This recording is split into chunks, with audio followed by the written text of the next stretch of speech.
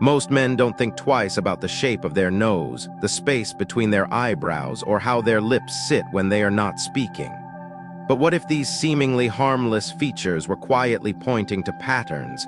Patterns that might explain why money never stays, why success feels just out of reach, or why support seems so rare when it matters most. This isn't about superstition. It's about observation, thousands of years old, quietly passed down through cultures that believe the body reflects more than biology. Your face, your hands, even your posture can subtly echo how you show up in the world. And sometimes they whisper truths we haven't admitted to ourselves, that maybe we're exhausted from pushing, building, and doing all the right things, yet still feel like we're falling behind. You may know someone like this, a good man, honest, hardworking, but no matter how much effort he puts in, there's always a leak. Money goes, luck turns, support disappears. Maybe that man is you. This video explores 9 small physical traits that, when overlooked, may signal deeper energetic patterns, ones tied to wealth, opportunity, and stability. Not to judge, but to awaken. Because the goal isn't to change how you look, it's to notice what your body might already be trying to tell you. That perhaps wealth isn't just something you chase, it's something you attract, hold, or quietly repel without realizing it. You won't need belief to watch this, just curiosity, and maybe a mirror.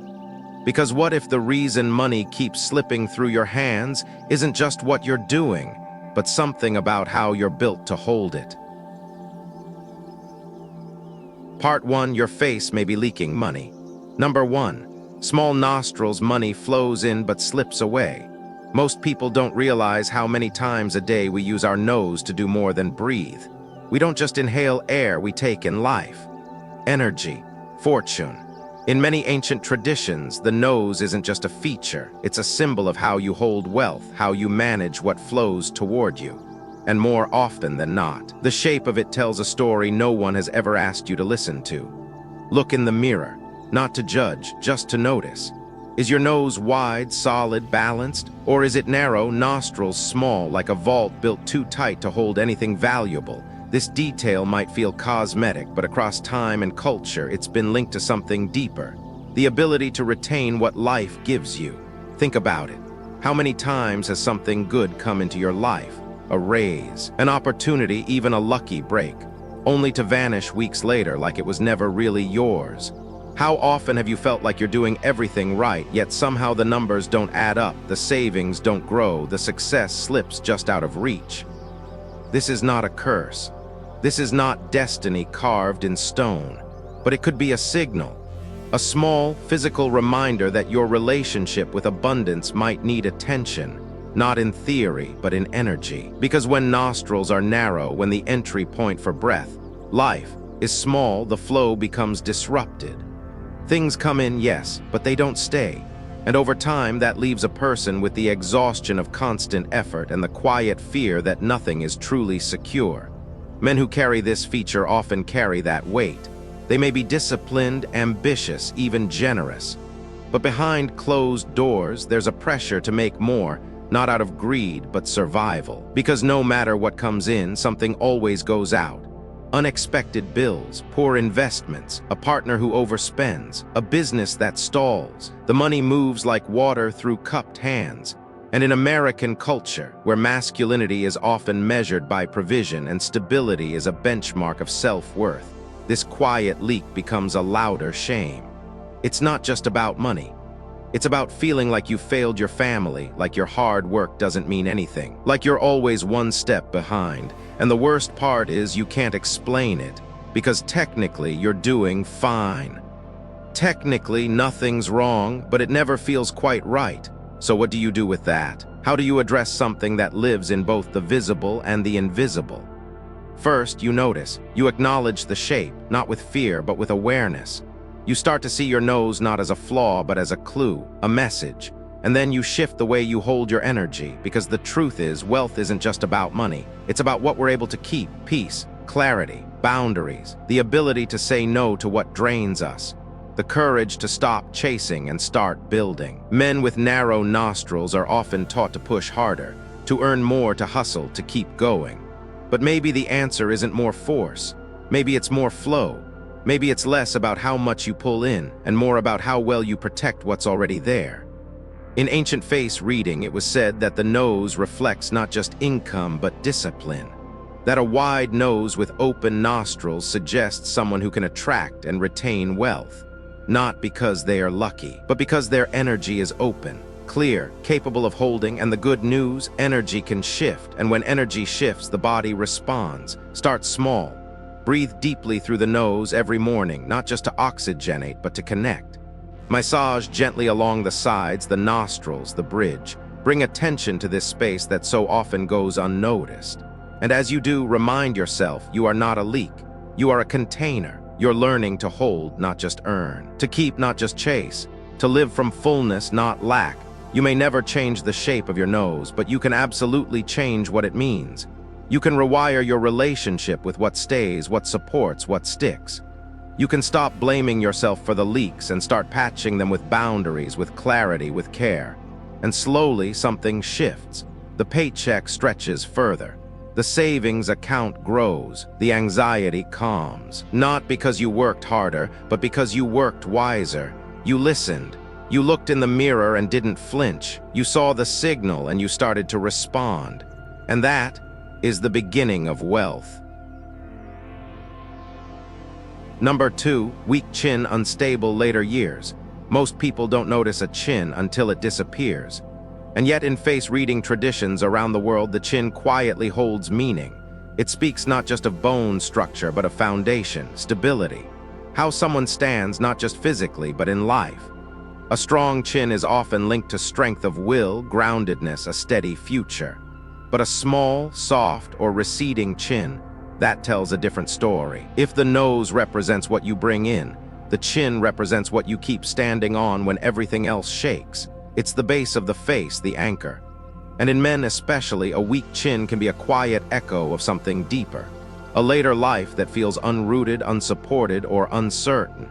Imagine a man who's worked for decades, provided, planned, sacrificed. But when he finally reaches the years meant for peace, everything feels unstable. The finances don't stretch. The relationships strain. The house feels too big, too quiet. There's a loneliness he can't name, a weight he can't quite shake. He thought it would feel different, safer, but something is missing and he doesn't know why. Sometimes the answer is in the shape of the chin, not as fate, but as feedback. Because people with weak chins often carry more than they admit. They do everything themselves. They don't lean on others. They don't ask for help. And over time, that builds a life that looks strong, but is hollow underneath. A beautiful structure with a fragile base. And when the years shift, when youth fades, when work slows down, that hollowness echoes louder. In American life, where independence is prized and aging is quietly feared, a weak chin can reflect the very thing men are told not to show, vulnerability. But aging isn't a failure. Needing support isn't weakness. And building a stable later life isn't about ego. It's about energy, about what you've stored and what you haven't. Men with small chins often find that things begin to fall apart when they should be coming together. The retirement plan gets shaky. The marriage cools. The kids drift. There's a sense of being left behind, of becoming invisible. And when you've spent your whole life being the strong one, that loss of identity is brutal. But here's the truth most don't hear. A weak chin doesn't mean a weak future. It means the energy of your foundation needs attention. It means now, right now, is the moment to begin rebuilding not just your savings, but your roots. Because strength in old age doesn't come from how hard you worked. It comes from what you built inside, resilience, relationships, rituals that restore. You can start by grounding yourself, literally. Spend time in stillness. Walk barefoot in the grass, sit without distractions.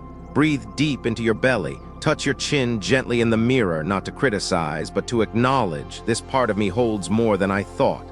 Then ask, what am I standing on? What have I built that will hold me later? Who will be beside me, not out of duty, but out of love? And if the answer feels thin, don't panic. That's the beginning of truth. Now you know, now you rebuild. You create small daily acts that plant deeper roots. Calling your parents more often, having honest conversations with your partner, building consistency in your finances, showing up for friends without keeping score. These aren't dramatic changes, but they hold. They anchor. Because a strong foundation isn't about appearances, it's about presence. And men who age well, men who remain wealthy not just in money but in meaning, are men who started planting their roots long before the storm came. Your chin may be small, but your capacity to stand firm, to grow deeper, to choose a more supported path, that has no limit. Let your later years be the reward, not the regret. Let your life be something you actually get to live, not just survive. You don't have to build alone anymore, and you never had to. Number 3, narrow eyes. You can't attract the right people. We're taught that the eyes are windows to the soul, but no one tells us what happens when those windows are narrow, guarded, hard to read. In the world of face reading, narrow eyes aren't just about shape. They often hint at something deeper. A life where connection feels distant, where support is rare, where trust, both given and received, comes with difficulty. If you've ever wondered why the right people never seem to show up in your life, why mentors don't appear, friendships stay surface level, or business partners fall through, it may not be your strategy, it might be your energy.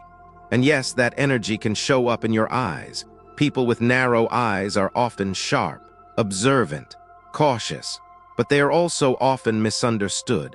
Others may feel they're guarded, unapproachable, or simply hard to read. And in a world built on trust, where job opportunities, partnerships, and support all depend on how people feel around you, this can quietly push abundance away. You may have the skills, you may be more capable than the person who got the promotion or the client, but if your energy doesn't invite connection, people pull back, not because they don't like you, but because they don't feel safe enough to lean in. Now pause. That's not an accusation. That's insight. Because so many men with narrow eyes have a reason for why they've closed off. Childhood taught them not to trust. Past betrayal taught them to keep people at arm's length. Survival taught them to scan first, speak second. And it worked until it didn't. Because no matter how strong you are, success without support is heavy. Wealth without trust is empty. And when you're always the one helping but never helped, it slowly wears you down. In American culture, where independence is prized and asking for help can feel like failure, narrow eyes often reflect that internal struggle. You've built walls but no bridges. You're seen as competent but not warm, respected but not remembered. People might say you're hard to get to know, and after a while you stop trying to correct them. You get used to the solitude, even start calling it strength. But your energy tells the truth. The eyes don't lie. And here's what that means. If your eyes have grown narrow, not just in shape, but in spirit, your life may be narrowing too. Fewer connections, fewer breaks, fewer people reaching out to say, "I've got you." So what now? First, don't try to force openness. This isn't about faking warmth. It's about softening from within. Begin where the energy starts, the heart. Eyes reflect the heart's current state. When the heart is clenched, the eyes close. When the heart opens, even slightly, the eyes begin to shine. It doesn't matter if your eyes stay small physically. What matters is what they radiate. Start small. Sit in silence for a few minutes a day. Place your hand on your chest. Ask yourself, where am I still protecting? Who have I not forgiven? Where can I trust a little more just today? Practice meeting someone's eyes when you speak, not to assert power, but to offer presence. Not to stare, but to see. Compliment someone, let them feel your sincerity. It's not about being charismatic, it's about being human. Because people don't remember your resume, they remember how you made them feel. And if your energy feels closed, guarded, or defensive, no matter how talented you are, they'll walk away, not with anger, just with quiet distance.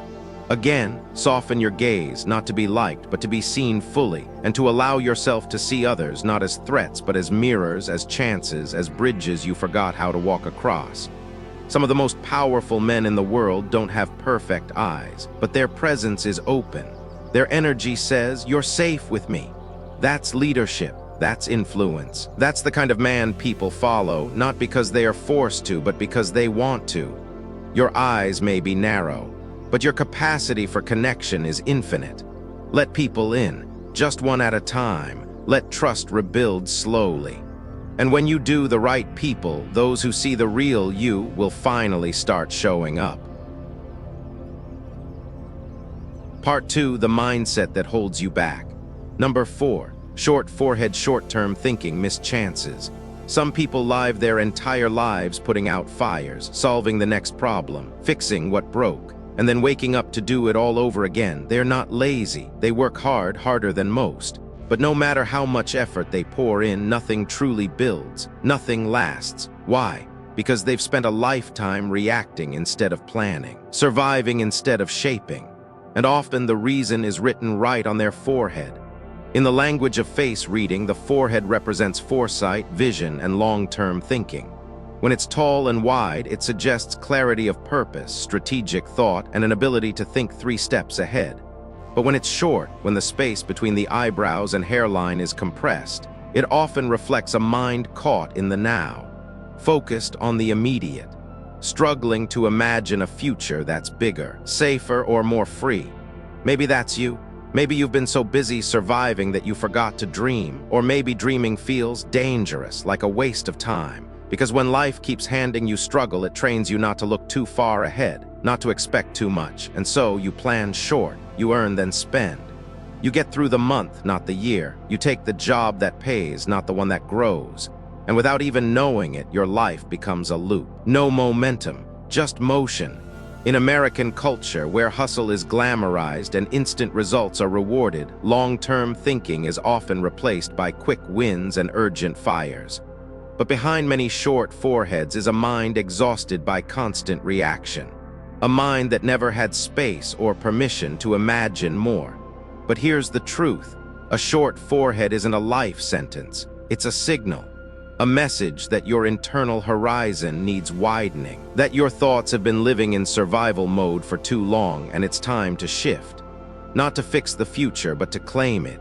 Because the future doesn't happen by accident. It's built one thought at a time, one choice at a time. And if your current path only focuses on today, you'll always be repeating it tomorrow. So where do you begin? First, notice your patterns. Are you constantly jumping from task to task without a bigger map? Are your goals all short-term, just enough to get by? Do you say yes out of fear or because it aligns with where you're going? Then pause. Ask yourself, not what do I want this week, but what do I want 5 years from now? What kind of man do I want to become? What does stability, freedom, peace actually look like for me? And most importantly, am I living today in a way that moves me toward that vision? This isn't about making big leaps. It's about adjusting your gaze, lifting your chin, allowing your thoughts to stretch further, to imagine more than just survival. Try this every morning. Before the day takes over, sit quietly. Place your fingertips on your forehead, just above the brows. Close your eyes and breathe. Not to think, but to feel. To give this space, your mind's window, the chance to open. You don't have to solve anything. Just let yourself expand. Let your thoughts breathe. Because when the mind opens, the forehead softens. The energy shifts. And slowly, your life begins to reflect something deeper, something intentional. You start choosing work that builds, not just pays. You begin saving not out of fear, but out of purpose. You say no to chaos and yes to structure. You stop rushing and you start planting. The world doesn't teach this. The world teaches urgency, but wisdom lives in pacing, and power comes from patience. So if your forehead is short, let that be your reminder, not of what you lack, but of what you're ready to grow. Let it push you toward vision, toward thinking like a builder, not a firefighter. Because in the end, the most powerful men aren't the ones who do the most. They are the ones who see the furthest and choose their next step with clarity. The question is, how far are you willing to see? Number 5, sparse brows, no one to lift you when you fall. There are people who show up when you're rising, when your name is being called, when things are going well. But there's another kind of presence, one that matters more. It's the person who shows up when you fall, when the deal doesn't close, when the illness hits, when the loneliness cuts deeper than silence. And the painful truth, some men look around in those moments and realize no one is coming. You may have seen this. Maybe you've lived it. And in face reading traditions, there's a detail often overlooked, the eyebrows. Specifically, the length, thickness, and fullness of the brows. Sparse, broken, or prematurely thinning brows are often read as a sign of weak external support. Not because you're unworthy, but because the energy you carry makes others unsure how close they can or should get. Think about it. Eyebrows frame the eyes, yes, but symbolically they frame how you connect. They reflect your emotional energy, how safe you feel with others, how much you let people in, and how open you are to receiving care without shame. Men with sparse brows often grew up having to figure things out alone. Maybe they had to be the strong one, the quiet one, the fixer. Maybe they learned early on that depending on others came with a price, so they stopped asking, stopped expecting, built a life on self-reliance, and to the world that looked admirable, strong, independent. But under the surface, it created a pattern, giving more than you receive, carrying weight without complaint, and silently wondering why, when you stumble, no one seems to notice, let alone reach. This isn't about fault, it's about energy. Because the truth is, people respond to what they feel. And if your energy says, "I've got it," all the time, they'll believe you, even when you don't, especially when you don't. Sparse brows are often tied to a life lived on high alert. Hyper-independence, emotional distance. You might be kind, even generous, but few people truly know you, and that means few feel safe enough to show up when you're breaking. In American life, where men are taught to be stoic, self-sufficient, and unemotional, this pattern is everywhere, and it's exhausting. Because when support does come, you might not know how to receive it. You might push it away, or worse, not trust it. And so the cycle repeats, isolation dressed up as strength. But here's what's also true, this can shift. The brows don't have to be thick to carry strong relational energy. What matters is what lives underneath, your willingness to be seen, to be vulnerable, to show up not just for others, but with them. Start simple. Check in with someone without a reason, not to solve a problem, but to say, "I'm thinking about you." Accept help even when you could do it yourself. Let someone bring you a coffee. Ask for advice not because you're lost, but because shared perspective builds trust. More importantly, soften your story. The one that says you're always the strong one, always okay, always fine. That script might keep you safe, but it also keeps you alone. Eyebrows in traditional symbolism were called the gate of longevity, not just because they indicate lifespan, but because true longevity comes from connection. A man with no one to lean on rarely lasts long in joy. He may survive, but thriving takes community. So what if your brows are thinning? Let that be a reminder, not of weakness, but of invitation, to shift the energy, to stop hiding behind your helpfulness, to let yourself be held. You are allowed to need people. You are allowed to be soft sometimes. You are allowed to say, "I don't have it all figured out," and still be deeply respected. In fact, you may find that when you finally let someone see that part of you, the part that feels lonely, tired, afraid, you become more magnetic, more trusted, more whole. Your eyebrows may not grow thicker overnight, but your presence will, your energy will. The kind that says, "I give and I receive, I show up and I let others show up for me too." And when that shift happens, something beautiful returns. You stop scanning the room for someone to catch you because you've already built that safety. Day by day, word by word, gesture by gesture. You're not meant to carry it all alone. You never were.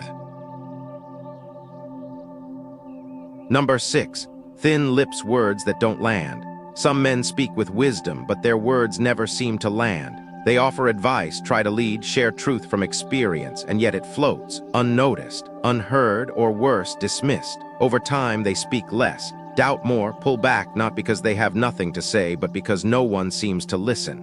And sometimes the reason isn't in their tone or content, but in something far more subtle, the mouth. In traditional face reading, the mouth represents more than speech. It symbolizes how your words carry energy, influence, resonance. A full, well-shaped mouth is said to reflect persuasive power, verbal clarity, and a natural magnetism that draws people in. But a small mouth with thin lips, especially when tight or pale, often reflects the opposite. Words that lack weight, that fail to move, that don't quite connect. And this isn't just about appearance, it's about energy. Men with thin lips often grew up in environments where their voice didn't matter.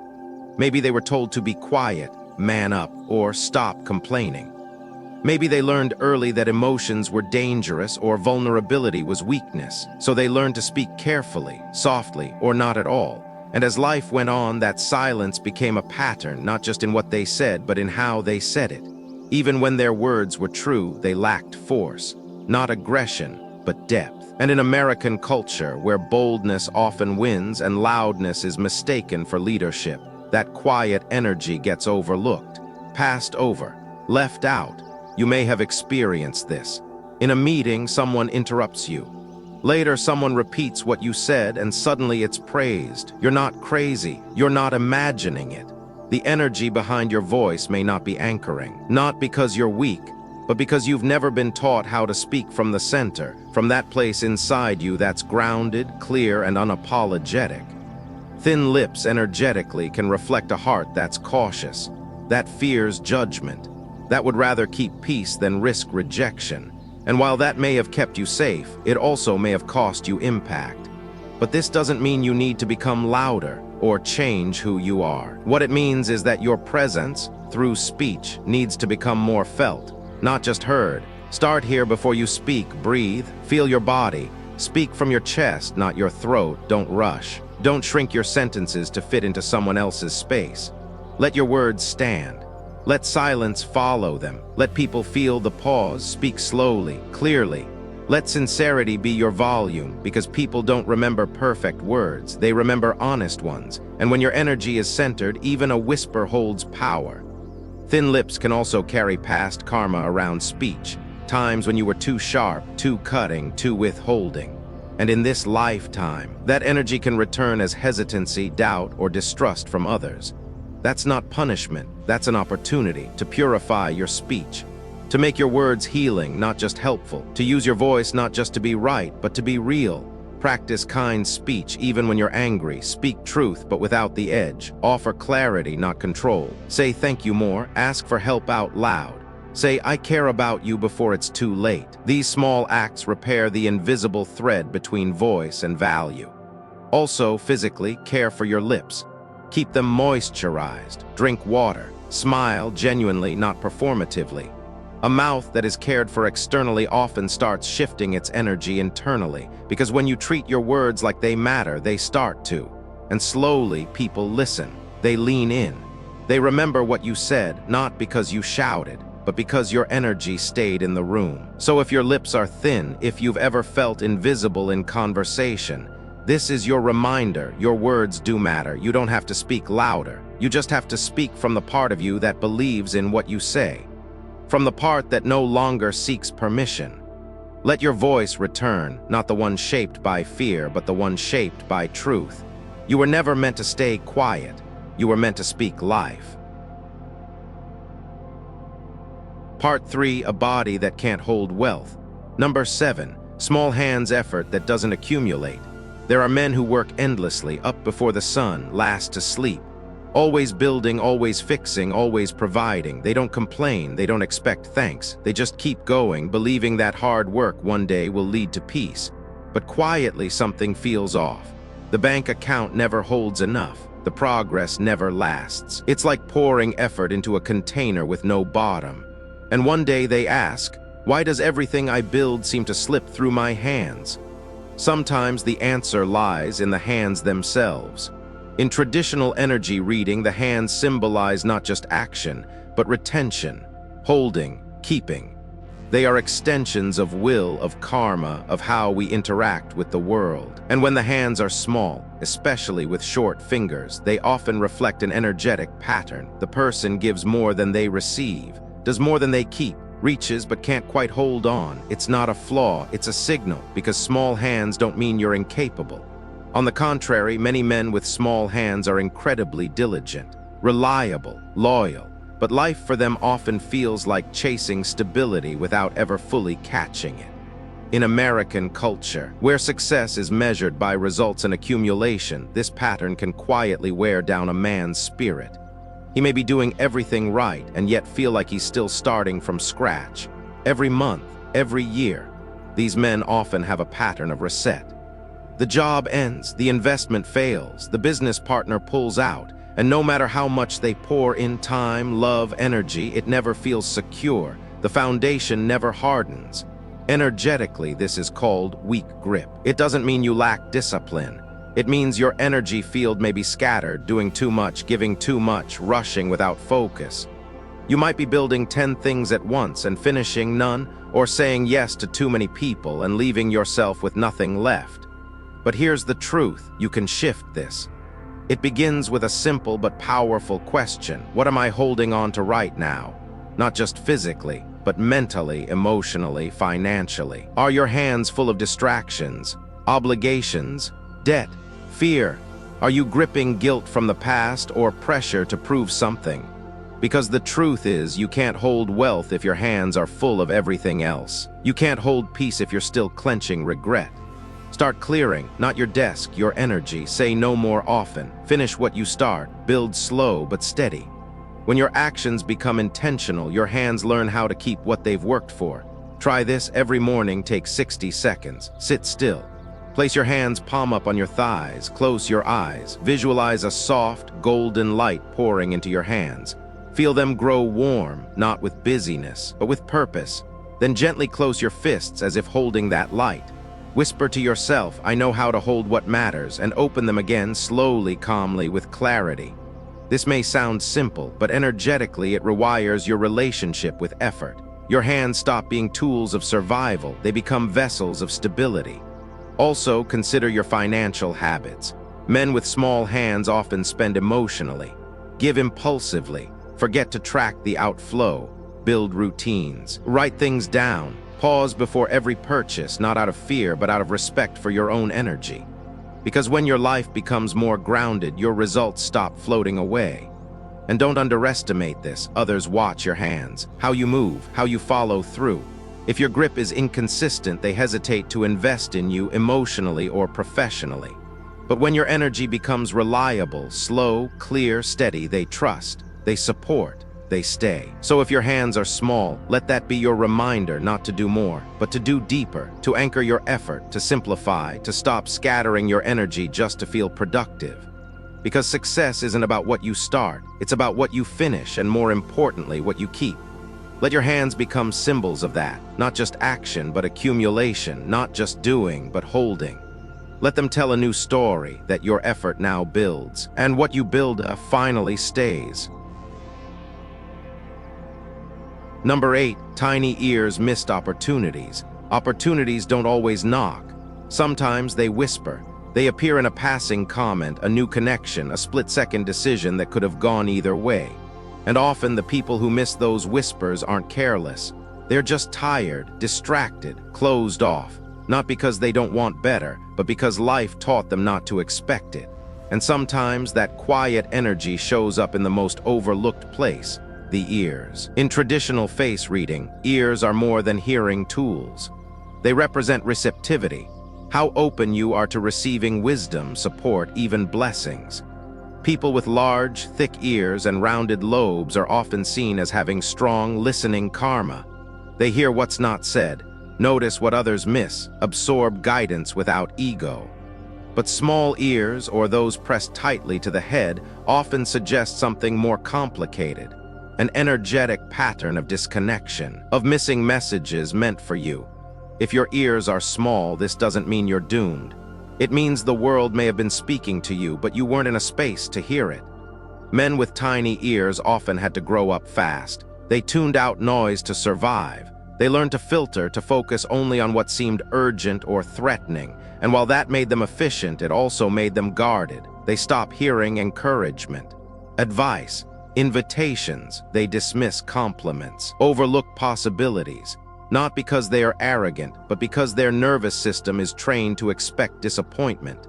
And in American life, where opportunity is loud, fast, and often tied to who you know, missing a whisper can cost a decade, a career move, a life shift, a person who might have changed everything.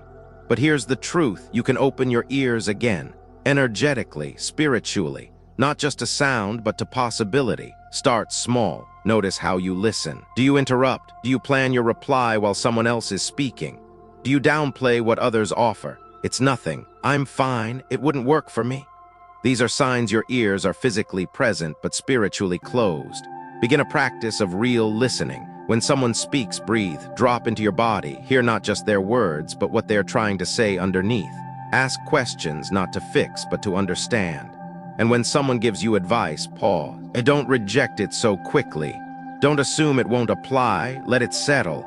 Let it soften something in you. Because the people who thrive in later life, they aren't the loudest. They are the ones who learn to receive, to catch what most people miss. Energetically, ears also symbolize humility.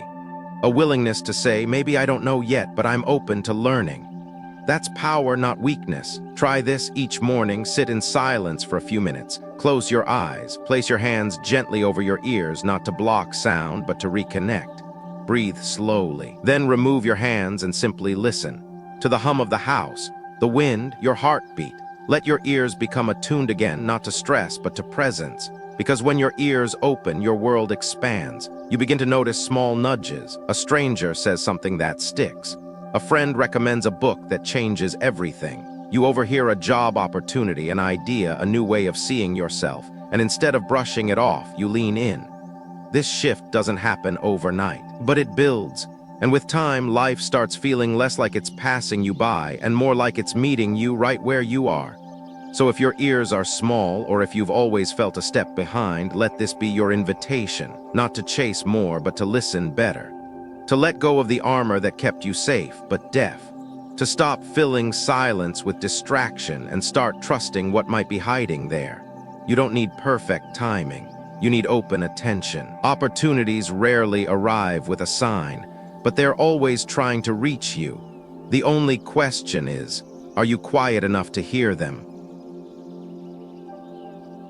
Number 9, dark, narrow brow space blocked success. There's a space on your face, small, often unnoticed, that tells the story of how your life moves forward or doesn't. It's the space between your eyebrows. In face reading, it's called the glabella. In energy work, it's linked to insight, career direction, and access to higher wisdom. And when that space is wide, smooth, and bright, it reflects a life in motion. Things open, people trust you. Your efforts lead somewhere. But when that space is narrow, shadowed, or marked with deep lines or dull tone, something shifts. The road forward feels blocked. Men with a narrow or darkened brow space often describe the same experience. I'm doing everything right, but nothing moves. They try, they show up.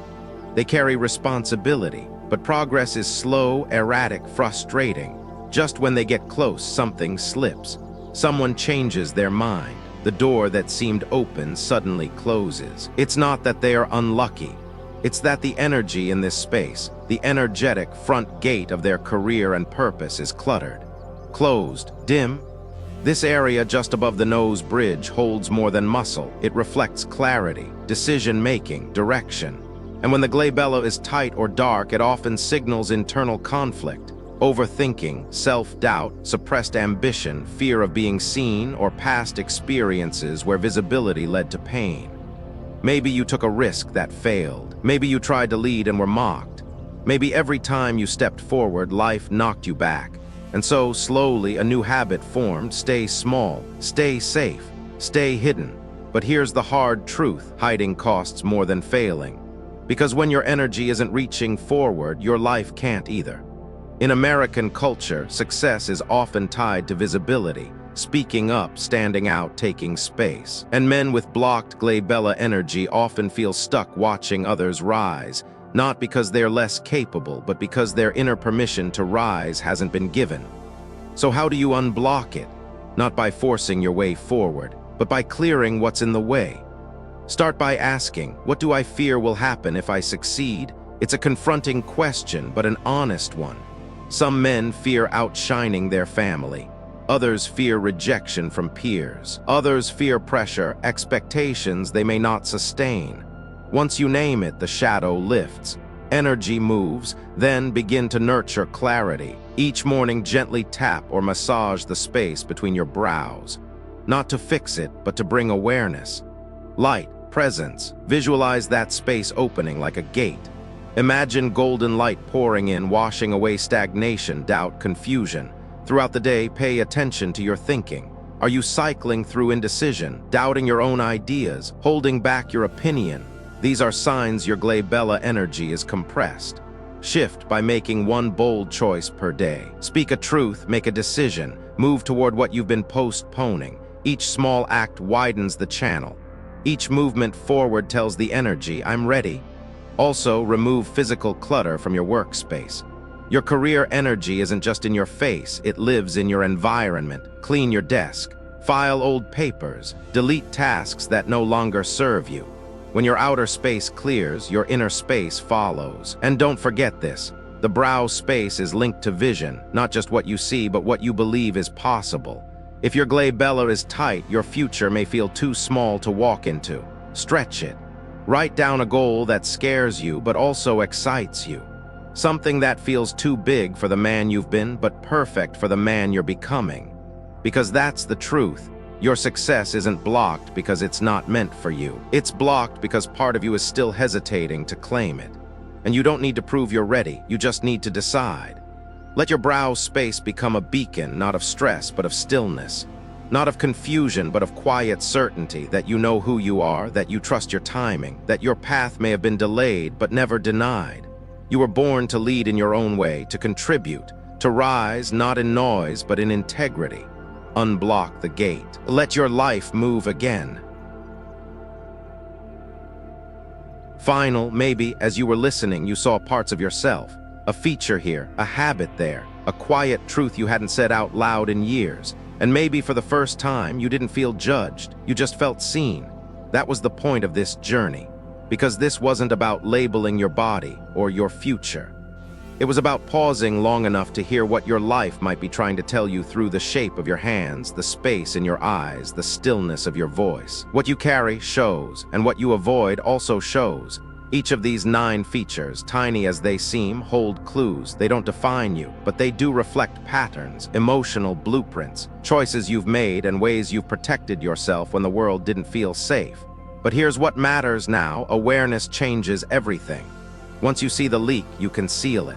Once you name the pattern, you can soften it. Once you understand the energy, you can shift it. Not overnight, but slowly, gently, powerfully. You don't need to be perfect. You don't need to be loud. You just need to be present with yourself, with your energy, with the man you're becoming. Thank you for sitting through this with an open heart. Thank you for listening not just with your ears, but with your story. I hope something in this video stayed with you, not just as information, but as permission. To see yourself with more clarity, to move through life with more ease, to believe that your energy, when aligned, can attract what effort alone never could.